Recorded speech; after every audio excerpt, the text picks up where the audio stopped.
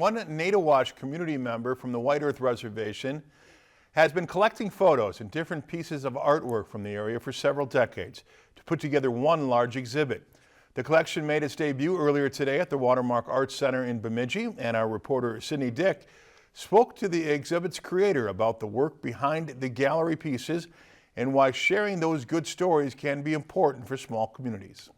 Its focus is on the Naytahwaush community, their artists, their stories, and I want to introduce this community in this region to our little town of Naytahwaush. With a population of less than 500, Naytahwaush is located in the White Earth Reservation. Esty has been living there his whole life, and the idea of creating an art exhibit for his community came to him several decades ago, collecting photographs and interviewing elders since the mid-1980s. We heard another story, another tragedy on our reservation in our little town of Naytahwaush, another traumatic experience.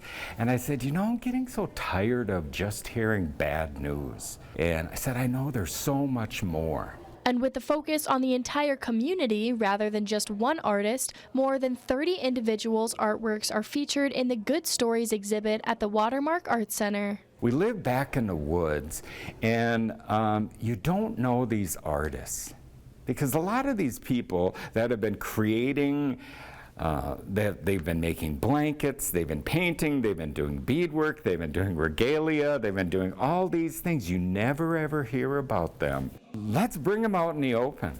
You know, let's bring these artists forward.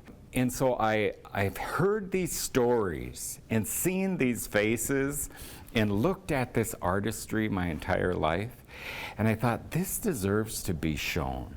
But on top of representing the Naytahwaush community, Esty also hopes that this idea may spread. And I hope other communities can do this, because why couldn't we do this for Foston or Bagley or Solway or Wadena? You know, maybe this is the beginning of some of those things.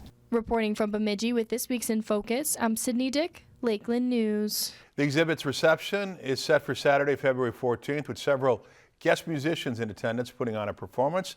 The artworks will be staying on display through March 28th.